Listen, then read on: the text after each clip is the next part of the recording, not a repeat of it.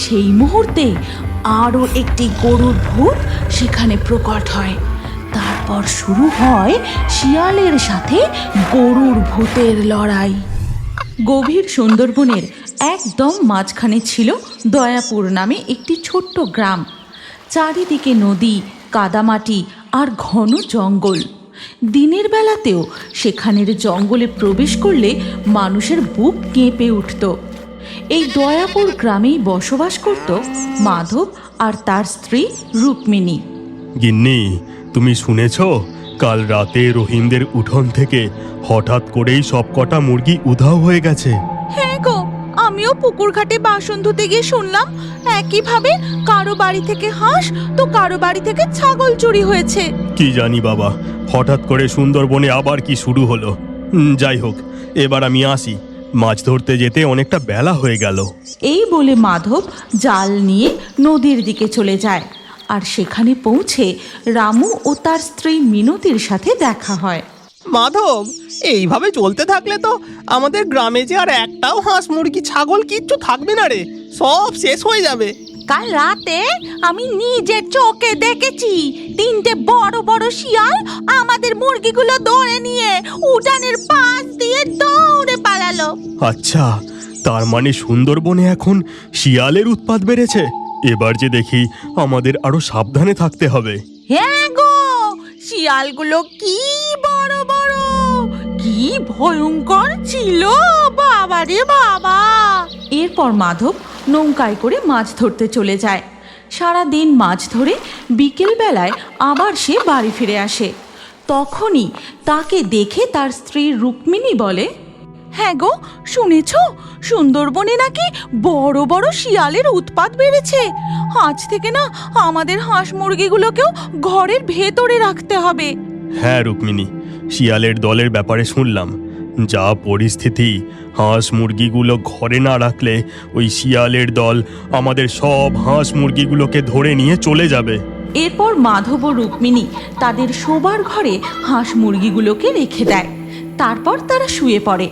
সেই রাতেই গ্রামের মধ্যে শিয়ালের দল ঢুকে চারিদিকে শিকার খুঁজতে থাকে। মাধবদের উঠানে এসে দেখে খাঁচায় হাঁস মুরগি কিচ্ছু নেই। তারপর শিয়ালের দল পাশের বাড়ির দিকে চলে যায়। আর শিয়ালগুলোকে দেখেই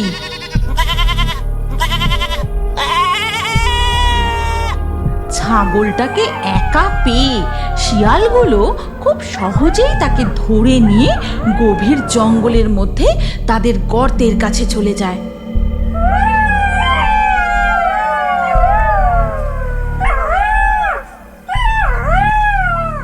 এরপর ধীরে ধীরে সকাল হয়ে যায়। গ্রামবাসীরা শিয়ালের উৎপাত আর সহ্য করতে না পেরে যায় ফরেস্ট ডিপার্টমেন্ট অফিসে।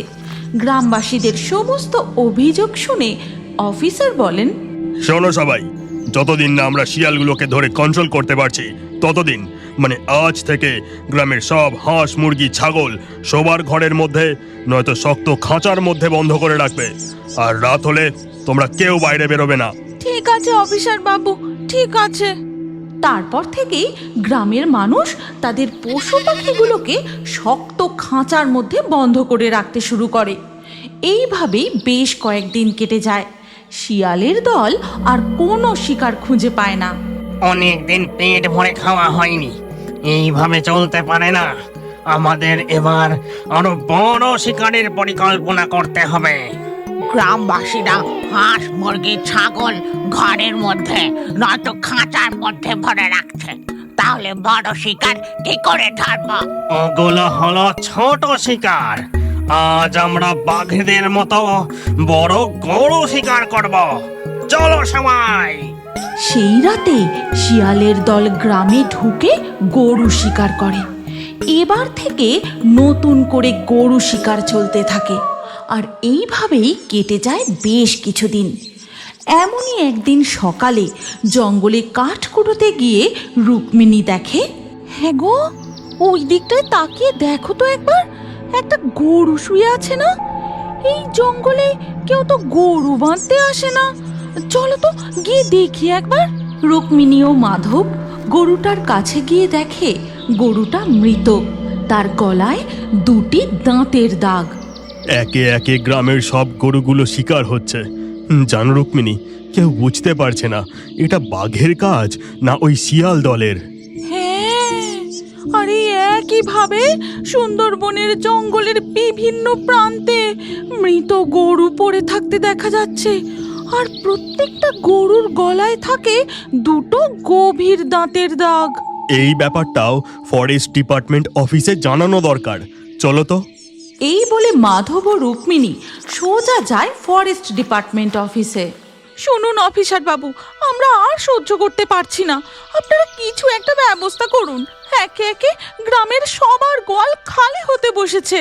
আমরা ওই শিয়ালগুলোকে ধরার অনেক চেষ্টা করেছি। ওরা একটা গর্তে ঢুকলে বেরোয় অন্য গর্ত দিয়ে। জঙ্গলের মধ্যে হাজার হাজার শিয়ালের গর্ত। এবার দেখছি ওই শিয়ালগুলোকে অন্য উপায়ে জব্দ করতে হবে। এরপর ফরেস্ট ডিপার্টমেন্ট অফিসার সোজা যায় এক অঘরী তান্ত্রিকের কাছে। তারপর তাকে সমস্ত ঘটনা খুলে বলে। ঠিক আছে, তুই চলে যা।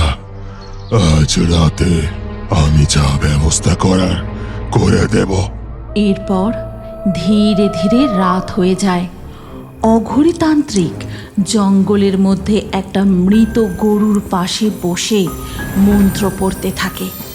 আর তারপর তার ওপর লাল সিঁদুর ছুঁড়ে দিতেই সাথে সাথে প্রকট হয় ভয়ঙ্কর গরুর ভূত। গরুর ভূত, শুনতে পাচ্ছিস ওই শিয়ালের আওয়াজ? ভালো করে শোন।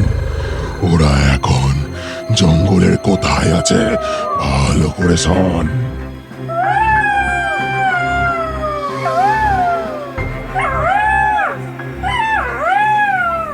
তোকে ওই শিয়ালের দল এখানে টেনে নিয়ে এসেছিল। তোর মতো অনেক গরু ছাগলকে ওই শিয়ালের দল শেষ করেছে। তুই ওই শিয়ালগুলোকে উচিত শিক্ষা দে, যেন ওরা আর সুন্দরবনে উৎপাত করতে না পারে। এরপর গরুর ভূতটা সোজা যায় ওই শিয়ালগুলোর গর্তের কাছে। তারপর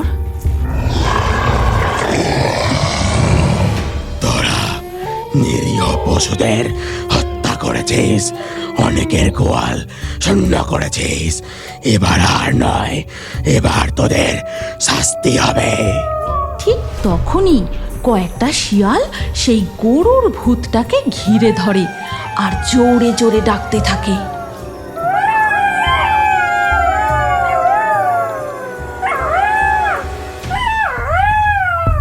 আজ পর্যন্ত কেউ আমাদের জব্দ করতে পারেনি, সেখানে গরুর ভূত এসেছে শিয়ালদের শাস্তি দিতে।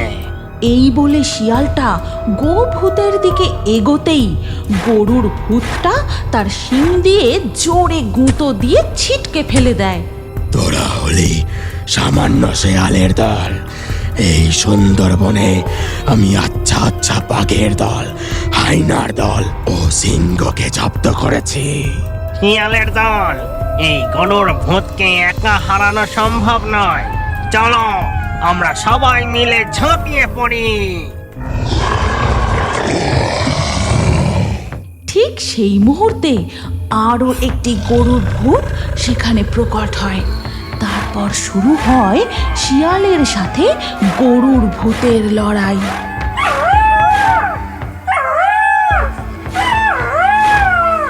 গরুর ভূতের কাছে শিয়ালের দল পেরে ওঠে না। শিয়ালগুলো হেরে যেতে থাকে। গো ভূত তার বিশাল শিং দিয়ে গুঁতিয়ে শিয়ালগুলোকে নদীর জলে ফেলে দেয়, আর শিয়ালগুলো নদীর জলে ভেসে যেতে থাকে। আমরা আবার ফিরে আসবো, আমরা ফিরে আসবো। তোদের মতো অত্যাচারীদের পরাস্ত করতে আমরা সর্বদা এই সুন্দরবনের জঙ্গলেই রক্ষাকারী হয়ে থাকব। এরপর ধীরে ধীরে সকাল হয়ে যায়। সুন্দরবনে শিয়ালের অত্যাচার একদম শেষ হয়ে যায়। রাতের বেলা আর শিয়ালের ডাক শোনা যায় না। গ্রামবাসীরা হাঁস মুরগি গরুগুলোকে আবার তাদের বাড়ির উঠানে রাখতে শুরু করে। শিয়ালগুলো একেবারে হঠাৎ করে উধাও হয়ে গেল, কোথায় গেল কি জানি। যা হয়েছে ভালোই হয়েছে, ওদের কথা আর মুখেও এনো না। মনে হচ্ছে ভগবান আমাদের রক্ষা করেছেন। ওদিকে জঙ্গলের মধ্যে দেখা যায় অঘরী তান্ত্রিকের সামনে সেই গোভূতটা দাঁড়িয়ে। আর অঘরী তান্ত্রিক